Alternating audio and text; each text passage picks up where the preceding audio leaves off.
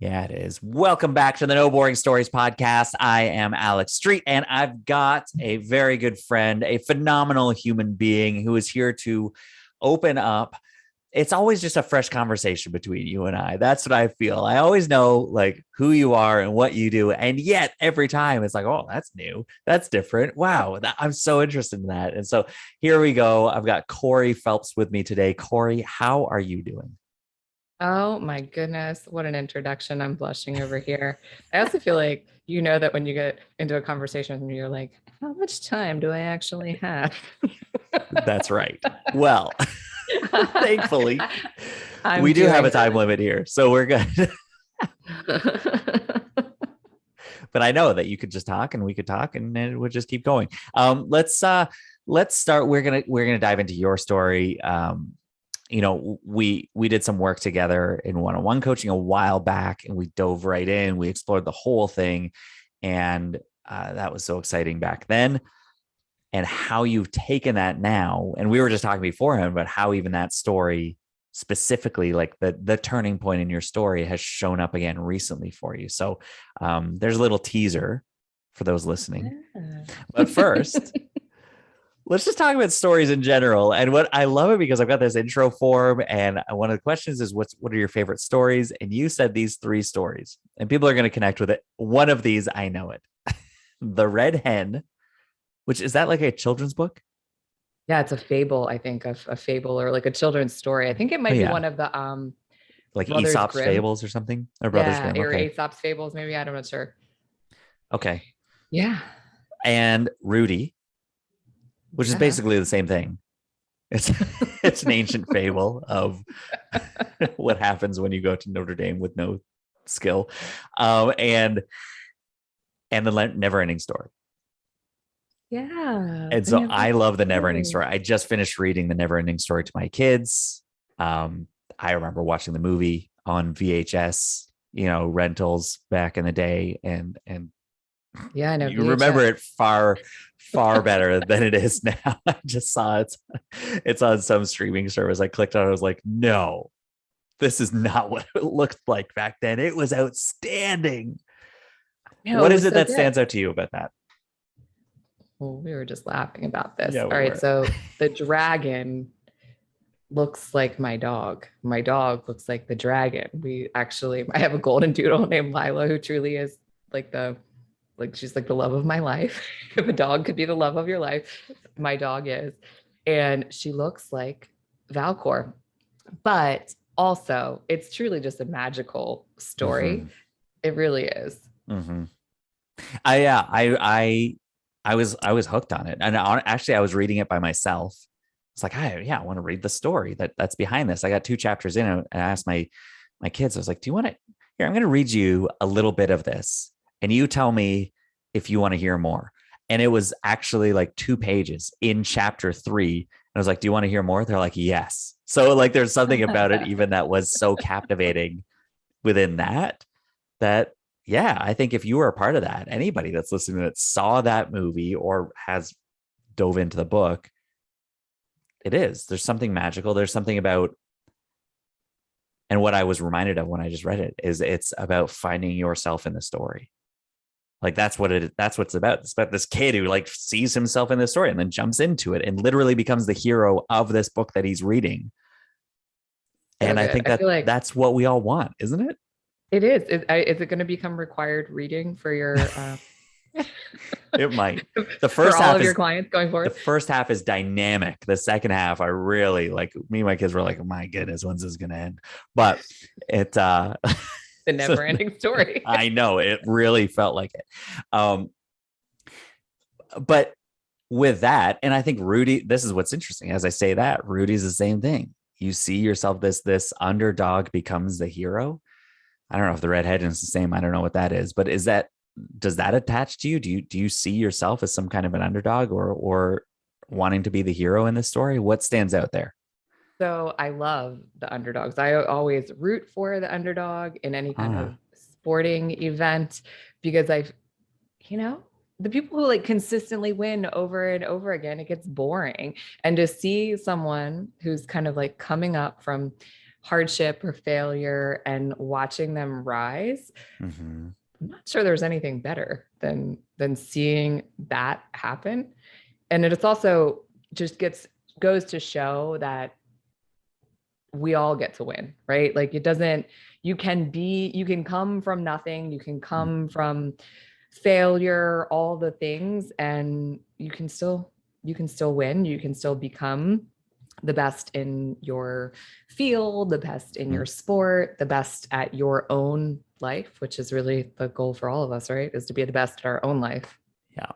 Well, I think that's it, right? So it's not about, for you, and just to, again, bring me into this, for you, when you attach yourself to that story or you see those stories, it's captivating because maybe we don't expect it. Like, whatever that's doing to the storytelling part of our brain of like, oh, I didn't see that coming. How interesting. But really what you're just saying is like, you cheer for the underdogs because they didn't have a chance and then they won. And we see ourselves in that, don't we? Oh my gosh, for sure. Is that you?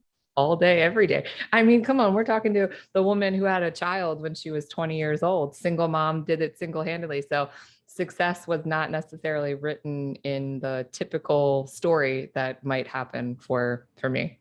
Okay, there's the teaser. So let's we'll get into that in just a second. So let's talk about what you do now. And you were just telling me beforehand what you're enjoying doing in your podcast is asking people not what they do, but who they are. And so we'll get there. Well, let's start with this so they do get to know what you do. What is it that you do and what impact do you see it making? So what I do really it's been a shifting, changing thing for quite a long time.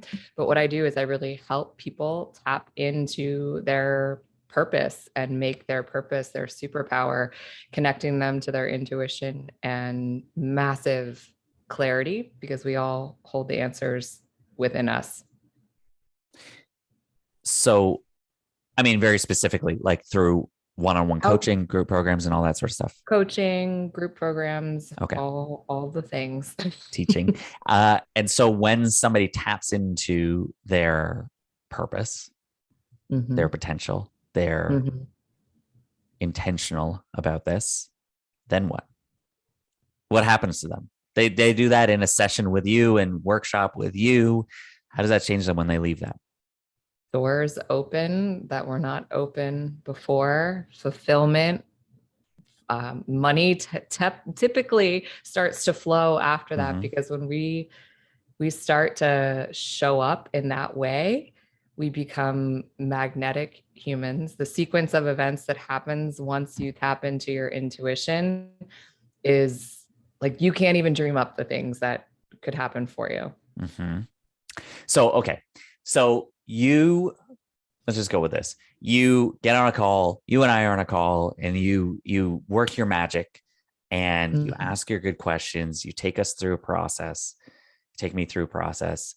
And I start to discover that my intuition, like the thought before the thought before the thought, is enough, is worth listening to, and here's how you listen to it. Am I getting this right? Like, that's absolutely, you literally, this is the process. Through coaching together, I will connect you to help you rediscover and connect to your intuition. Your intuition is literally the seat of infinite intelligence. It will give you all of the answers of the things that you are supposed to do.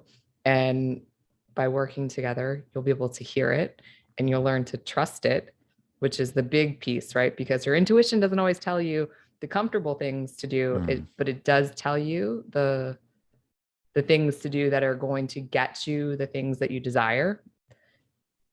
Does this show up all the time? I mean, again, I'm gonna ask the stupid questions because they're not stupid, and somebody needs to ask them.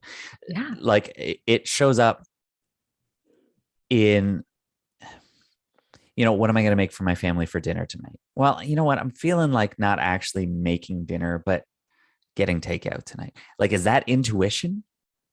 You know what I mean? Like, that's where I go to, like, okay, well, I'm feeling this. And then the question would just be like, well, why am I feeling this?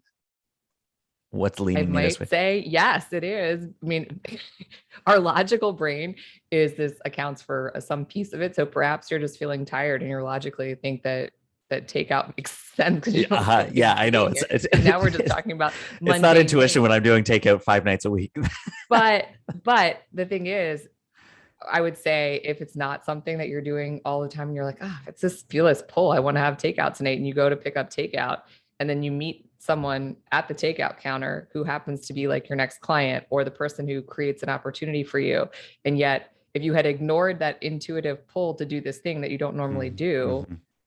or that maybe everyone was going to buck against, well, like your whole family's like, I don't really like Chinese food. I don't want to eat the Chinese food. And you're like, Yeah, but that's not going to guys, happen. my intuition is telling me Chinese food for dinner tonight. So This is where the metaphor breaks down clearly. But what I'm getting at is it becomes something so regular that you're yes. like, well, actually, like, let's teach you how to listen to your intuition in that, because when you start saying yes to it in those seemingly, small ways, that's going to lead to, yeah, but what's the next? What does that open? What, as you said, doors open. What door will that open for you?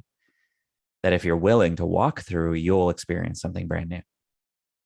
Absolutely. And And that brand the new. thing is, your intuition, what happens is it's a sequence of events. So oftentimes it's not for us to necessarily make sense of now. You can only make sense of it when you're looking backwards, right? That's a famous Steve Jobs quote, is like, you can only connect the dots looking back. But when you learn to connect to your intuition, you start weaving your own personal story. You start weaving, and it's grander and more extraordinary than you could ever, if Yeah. you decided to think it up, it wouldn't be this. It would, your intuition has something way grander in store for you than you could.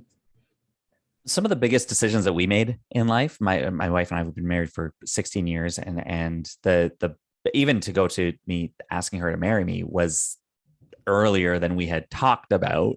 And there's been a few moments, I'd say that's one of them. And then when I chose to leave a couple of good opportunities, jobs that I was in for a long time, and we're like, no, it's time to leave. Okay, before anything else, before we had something on the other side, there was no net to catch us when we leapt, but we knew that leaping was right. And we talk about that, her and I, that there's these moments where we've decided it just feels right. And we learned along the way eventually to just trust that, to know that if there's a big decision, we know when it just feels right, one way or the other, right? Or it just feels wrong.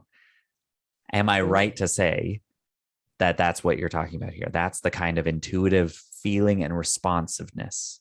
Oh my gosh, absolutely. And don't you think of how many times you hear stories of people who've done great things, Mm-hmm. amazing things, and there's always an element of that in the story of like, everybody thought I was crazy. Yeah. I like quit my job. I was making $1 million a year, but I went to go do this thing that was like, playing guitar. And now like, look what I'm doing. I'm like feeding children in Africa. But this is the part that I'm interested in, because I do hear that, and people typically don't know how to communicate that. And this is why I do this work, because people are generally, they'll tell their story and then it becomes this, and then I realized moment. They say, and then I realized that I should be feeding hungry people around the world instead of selling stocks. So I quit my job and went, okay. And then I realized is wholly uninteresting. We don't understand what's going on there.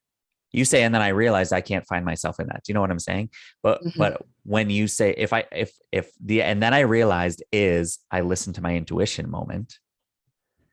What I'm interested to tell a good story. What happened? What conversation happened? What podcast were you listening to? What book did you read that sparked that for you, that opened that up? What coach were you listening to that helped you realize that moment, which then made you go and quit your job?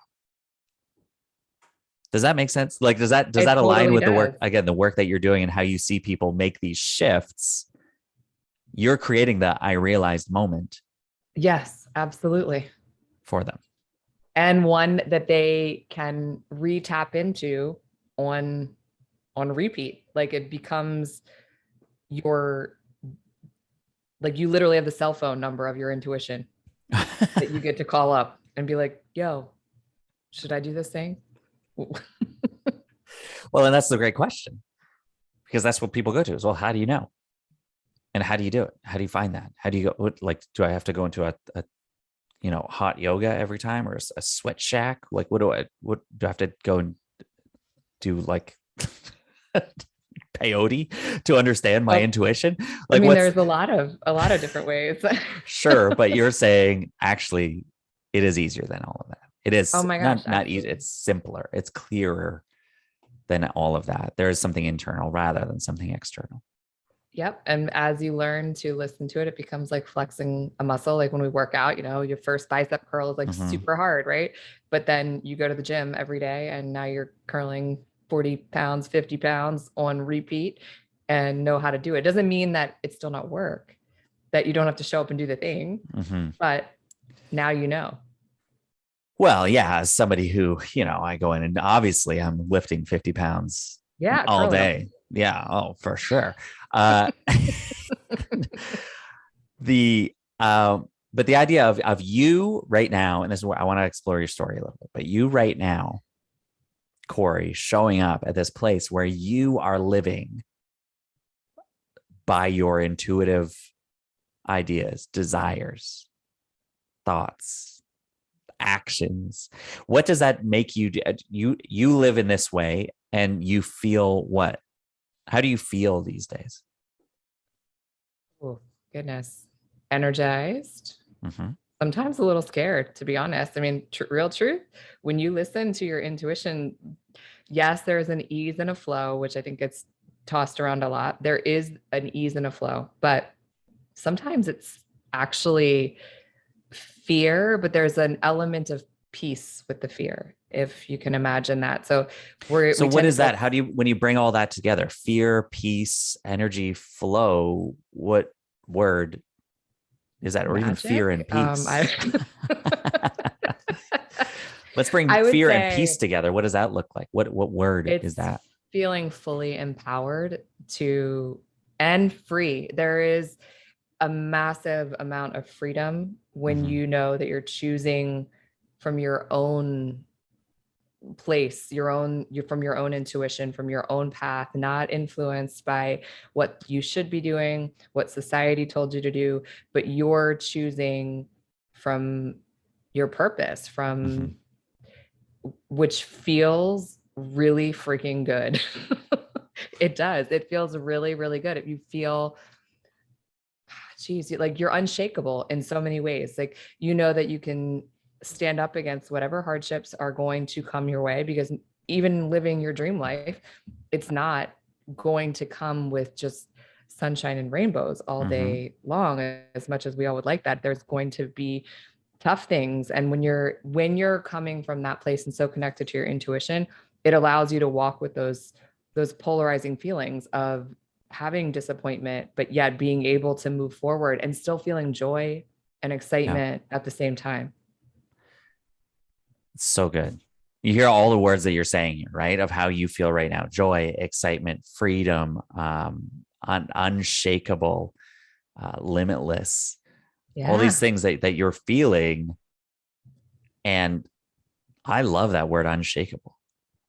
I don't know if that's like, if there's one word that you would say, I walk into a room and when I show up, I want everyone to know, or if everyone needed to know how I'm feeling right now at this point in my life, as I'm stepping forward at this kind of coach, doing this kind of work and helping people in this way, I feel. I feel very much in integrity. And really, when you think of unshakable, that is very much the same thing, which is coincidentally, every time I've done a core values exercise, integrity is in my top 3 core values. What does integrity mean? It means saying what you mean, doing what you say you're going to do. It means structurally you are unshakable. It means that you're a leader. It means that you say hard things even though people might not like what you have to say because it's your truth. You show up fully in just who you are, knowing that's, you're not necessarily going to be for everyone, and that's okay. I think it's being able to communicate hard things to people with grace and ease in a way that takes into account to their feelings, but not just in a way that's going to tell them what they want to hear. You're going to tell them the truth in the nicest way that's going to Yeah. be impactful. I think it's also calling people up versus calling them out, and being the kind of person that's like, here, I'll show you how, walk with me. Right. I mean, that's like, it's, how you're showing up right now as this person in integrity. This is what you just described is the thing that so many people right now are listening and nodding and saying like, oh, okay. Okay. Yeah. I want that, to be known as somebody like that. Wouldn't that be a dream? Wouldn't that be incredible to have people stand up at the end of your life and say, this is the kind of person that they were? And I love what you said most specifically around this idea of like unshakable. You're right. They talk about houses with like good integrity, or like, like a frame that has like, it's got good integrity, which means, yes, it is firm and steady and will withstand whatever comes its way. And so it's not just showing up and being like, this is who I am, like it or hate it, doesn't matter. Like, I'm Kanye, what's up? Like, that's like, sure, he's an integrity because he just shows up as this wacko, whatever. Let's not make fun of Kanye. But there's this idea of like, I just show up as I am. That's me in integrity. But I think there's something that you stuck to there, which is, no, it's actually just being firm enough to know that this is where I stand. This is who I am. And because of that, you can see this. You can be a part of this. I'm not going to bend. I'm not going to break based on what you think or which way the wind blows. And I can teach you to do the same thing. I'm unshakable. Absolutely. So you showing up. Okay. So now I want to hear this. Where does this come from? This idea of integrity, then this idea of you showing up in integrity is so important to you right now, listening to your intuition, because it's guiding you to this beautiful place of unshakability. But specifically this idea of integrity, go way back and take us into like, why is that important? Where does that first show up for you? Who in your life did you look to as this example of integrity? Or was it not present and you were desperately searching for it? What shows up first in your life? This takes us back to our story coaching. Let's It shows go up back. really when I found out that I was pregnant with my daughter. And I actually, in hindsight, believe that my intuition told me that this was something that was going to happen to me, because prior to finding out that I was pregnant with her, I had run through a scenario in my head, like, oh, if that ever happened to me, this is how I would handle it.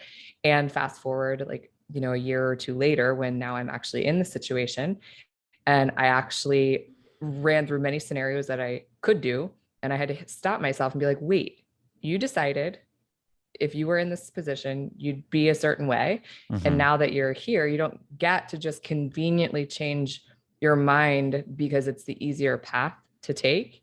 Yeah. And that is really, I think, the first time that I was faced with like the adult decision of being in integrity and choosing the thing that was like actually the right thing for me, the right thing based on how I decided it would be for me if I was ever there. And so that was like, I think the biggest move I ever made was to choose to keep her and raise her on my own. And how old were you? I was 20 years old. So this is what's interesting, right? So you alluded to it so gently there, and it sparked my interest. And I think that this is a key to storytelling, is to say, where does this idea of integrity begin? And you took us to the moment that you put integrity to the test. The moment that you decided that was actually, that for you was, I would say, probably like a climax to the story rather than where the story began. And again, what you alluded to is just a little bit of going back. You're like, a couple of years before that, I had thought about this scenario. And so that's, I want to explore that a little bit. I want to know about Corey back then. What is like, again, so now we're 18, earlier 17. I don't know, maybe even earlier. What kind of person are you as a teenager that's thinking about Teenagers don't typically think about the future like that, to be honest.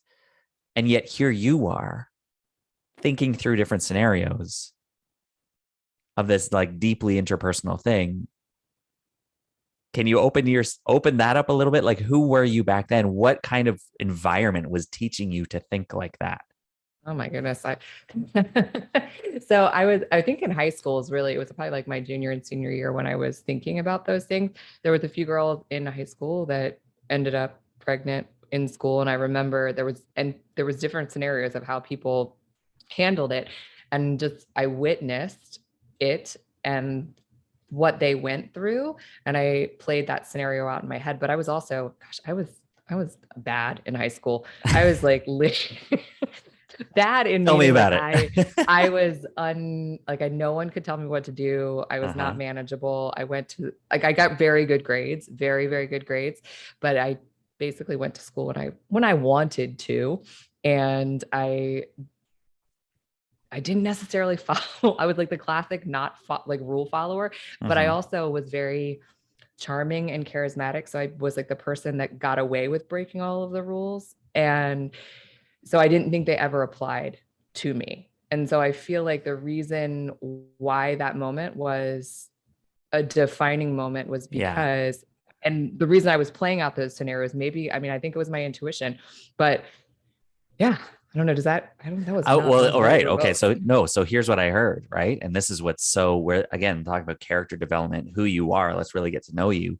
Yeah, we can go back to the moment, but who were you before the moment? What makes that moment so significant? And you just clarified that so well there by taking us a little bit back further and saying, like, well, yeah, I mean, I was not living in integrity. Like, you were one person here, you could you knew how far you could push the rules, how far you, and still get away with it because you're a good student. You could talk your way out of anything. You could do this and this and this. And so then when it came to this point of, oh, there isn't a way out of this. Like, I can't talk my way out of this. There is a way, sure, there's a way out of this specific situation, a way out of the circumstance of pregnancy that I could deal with. But I have chosen, I made a promise or a choice with myself that I would not go down that road. Therefore, there is no choice. Yeah, And for you to pretty get to much. that moment and say that, no, I'm going to stick to this sounds different than the first 20 years of your life. Is that true? Oh, totally. So that becomes a defining moment. That now shifts who the character is, who you are, Yeah, to be this totally. person who's going to say, well, when I say I'm going to do something, I'm going to do it, even if it's hard. Absolutely. And that was definitely I mean, it really was. It was a defining moment for me. And I very much like remember wrestling with it. And it was just like my gut at that point was like I did not have a choice but to do that thing, or I knew I wouldn't be able to Mm-hmm. live with myself. I also think that was specifically why she came into my life, was because Mm-hmm. it's like those little taps when your intuition or the universe or God or source or whatever is like trying to give you a lesson, and you consistently don't pay attention to them. Then they have to put the big guns in front of you. So that is what happened Just for give me. you an infant. Just give you a human. Sure. So, so when you, okay, then, so you're this person who is, let me just explore that a little bit more. The past, the before. What, I guess, what gives you the right, like who,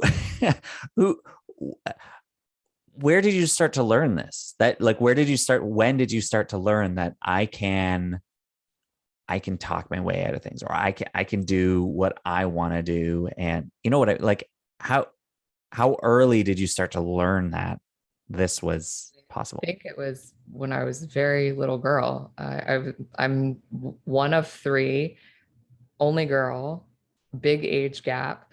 And there was a lot of like, oh, you're so cute. And so you would just turn on the charm when that you got the you're so cute, and when you got in trouble you do the cute things and you got out of it, and I became really skilled at that. An excellent skill to have. So sure. Okay. So you become this, yeah, I can get out of any situation. And then you can't, and you face this thing, and then you have your daughter. And then how does the story develop past that? Then this is who you are. Like, how do you deal with this? You're single mom? Single mom, single-handedly raised her, both just like energetically and financially. And when I had her, I remember when they put her on my stomach, I experienced a feeling of love and gratitude, really, that was like nothing I'd ever felt before, and immense responsibility and commitment, and just something that was so much greater than me. What essentially became the guiding, my North Star for everything from that place forward, is just knowing that the decisions that I was making were just no longer for me. They were really for her. And to make sure that she didn't necessarily have to experience the ramifications of like my decisions. And so I made a very strong commitment to make sure that she was raised and never really fully experienced what it might be like to be a child who's raised just in a single income, single parent home. And how do you, okay, great decision. Oh, this is what it's going to be like. How do you make that happen?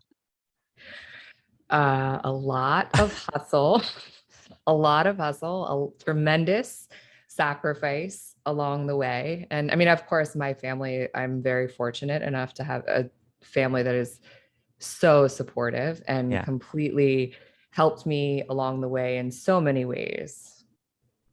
Okay. And what kind of work that was in fitness, and take me Oh through my a bit gosh, of the I've worked path so that many led you to this jobs. point. Yeah. When she was an infant, I was a nanny and a bartender, because those were the jobs that allowed me to take her with me during the day. And I could bartend while she was sleeping, and she never noticed that I was gone. And I made very good money doing that until I felt like I couldn't do that anymore. And I ended up selling real estate for a while, which was again another job that was, you get to at least be the say you're doing it or not doing it. Like I didn't have a boss telling me what to do. And that, to get me wrong, plenty of hours required to sell real estate, but I also hated it. And I knew all along, which was part of it. I was raising her, and a lot of the decisions I made was, if I'm not happy, if I can't be happy doing it, that passes along to your children, right? So that was also something I was very cognizant about, is that if I'm absolutely miserable, that it's not going to do her any good. So I blew that up, and then was in fitness for many, many years. And that was truly what I had intended to do with my life and career prior to having her. I was studying nutrition and food science. So I dove into fitness full time for 11 years. Well, okay. So what was that? What was the interest in that when you first got into that? You're like, yeah, this is what I want to do out of high school, is fitness and nutrition. Because what? Well, it was actually, I started out as an art major. It's funny enough. But I loved working out, and I loved the feeling that I got working out, and knowing that you put effort in and see results back. And I also learned that it wasn't just a physical manifestation of your efforts. There was a very integral piece of your mindset that was really, your body is just an extension of what your mindset actually is. Again, like this, I just love hearing this gold come out, because it's again, all in this idea of integrity, being somebody who for a long time was living like you can essentially do what you want, and it'll turn out okay. I don't know if that's too simplified. Well, I mean, simplification is there's so much power in that. And that's really the truth of what was going on. Yeah. And then you're like, well, no, I love working out. I love doing this, because what you put in is what you get out. Yes. And then you get this moment where your daughter is put on put on your stomach, and all of it comes to fruition, and you see that, oh, like this is the decision I made and I'm sticking with it. And since I'm sticking with this, what's required of me is a whole new level of what I'm capable of. I will make this work. Yeah. I mean, it's To you become nailed it. Nailed it. So then you keep going. And now, of course, like, right. So you've got this moment. And then of course, now you're showing up as this person who's bringing all of this together and is saying, well, look, after all this time, what I've learned, what's key through this entire story is that when I put something in, I will get out of what I put into this life. And when I listen to what's right, when I decide what's right and I listen to it and I do that thing, that's when the best rewards come for me. And so what if I could teach others to do that as well? Yeah. I mean, so there's a piece of it that's actually selfish, because I get so much out of teaching people how to listen and how to like create this for themselves. But I also believe that it truly creates the ripple effect, because if everyone can embody this, I mean, I truly believe the world would be a different place. Okay. So teach us a little bit here. We're gonna land the plane here a little bit, but I want you to open us up a little bit to what that looks like. So if we're over here and we are kind of reacting, right, to what's happening around me, and can I shift? What can I do to make this work? What can I do to make this work? What can I say or do to force this to happen? This business, this idea, whatever it is, this relationship. And you want to teach us how to be more open to give it, like, what's your intuition saying? And who are you really? How can you just merely stand in integrity and let that be enough to guide you forward? What's keeping us from getting there? If we're trying to force anything, then that is definitely a sign to just start paying attention, right? If you're feeling that grip of actually having to force the sale, force the business, force yourself to show up, and we'll take that with a grain of salt, because hard things require you to like, oomph, to show up, because it's some days you're going to have to do that. But I'm talking about the like literally having to ignore the signs within your body that are telling you that you're forcing it, which is like tension in your shoulders. It's like, in your gut. It's the headache. It's the stomach feeling upset, and not the like the nervous excitement, little butterflies kind of thing. Your body starts giving you signs. So when you're getting those signs is to actually start to receive them, which takes awareness and practice. And the piece that is before that is typically before you even get those bodily type of sensations, there's external things happening in your environment that make you think something, which is then trying to catch the thought that makes the feeling. So, okay. So something happens externally, which then makes me think something. So then makes me feel something. And then makes you act in a certain way. And then the whole circle starts to continuously go. And so at some point along the way, you break that rhythm. We have to learn how to stop that, how to stop that rhythm from going. So there has to be a willingness to want to pay attention. Yeah. So, okay. So you, at this point, let's go back to your story. Again, there's something that happens that breaks the rhythm and that breaks the routine. Yeah. I mean, when we're not paying attention, eventually you'll get a thing like, finding out you're pregnant, like when you're 20, right? So that was the thing that was like the massive pattern interrupt, but I had multiple opportunities prior to that would let you know that you're acting out of integrity and not listening to your intuition, right? So my particular situation was the result of being in a relationship that I needed to get out of, and what was going to be the thing that was going to make me get out of this relationship. So, and I was miserable. I like hated my life. I think I was like carrying around extra weight. There was like all these things that are happening. So you have to start to examine what's going on in your life and how many times you like ignore your intuition to the extent of whatever it happens to be, the thing that you're Right. forcing. Whew. So I'm trying to figure out what it's, again, I remember doing this work with you. Yeah. It was over a year ago, I guess, when we first dove in. And it, the word reacting was in there. Yeah. But it feels like there's something about, again, yeah, it's force. It's almost like, yeah, again, back here, whether it's force or it's like, it's like you were this person who is simply like controlling your Yeah. circumstances and or trying to. Then you face something out of your control and you decide to like wholly, and you decide to say, well, I'm going to be a person who lives by integrity, and ultimately now showing up as this person who it's open-handed. I'm not in control, but I do get to choose. Yeah, you get to choose to listen to your intuition, which is constantly giving you messages when we learn to turn the volume up on it.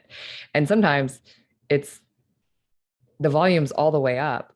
We just have other things playing in conjunction. It's like this like vibrational bottleneck is something I like to call it. So like there's music playing over here really loud, but then you decide to put on like conflicting music, and like your logical brain is trying to control the thing, and you turn the volume up and you think you can out you can like overbear your intuition, but you really can't. You can't do that. Because eventually you're going to be faced with a multitude of different things if you continuously ignore. So it's just such a beautiful thing, and it is a beautiful story to help you, which is ultimately, I think, the human story that you're helping people discover, that you have opened us up to in your story, is going from this person who wants to essentially control your circumstances, control your external world, to someone who is showing up in integrity and listening to intuition. It's a totally different, that's a transformation. And as we look at you, and we are now like, wow, there's something in that. There's something about how you show up today. If I could live by that, again, this definition of integrity, if I could be known for that, wouldn't that be something? But I don't feel like I'm there right now. So if somebody's feeling like they are so desperately trying to control the circumstances around them, they know that there's a better way. You've just taught us about what that actually is and looks like, and they would want that. Well, then you're the person to help guide them there. So how do they connect with you? Let's go there. How would they connect with you? If they want this place, they want to live with integrity, they want to live with this intuitive leading. What's the best way to get the conversation started? On the gram, it's so easy to find me. It's Corey Phelps with an underscore at the end. I spend lots of times in the DM, so shoot me a DM. Say hi. Just say hi. Just say hi. Just follow your intuition. Go say hi. Yeah, if you're feeling the pull, the call, this is your first opportunity to practice listening to your intuition. Just come say hi. So good. And then you'll take it away.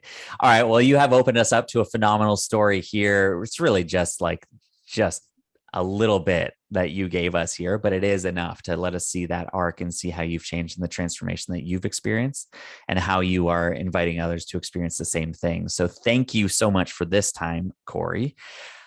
Is there anything that you want to leave us with as we consider living through our own stories in this moment? Oh, your story is always inspiring someone else. And so I feel like just knowing that little piece is something that can really give you that spark to wake up every morning and do your thing. So remember that your story is magic. Your story is magic. I love it. All right. Thank you, Corey. This has been an absolute pleasure. And I'm so excited for people to hear this and start to follow their own intuition. Oh my gosh. Thank you so much. So grateful to have spent this time with you.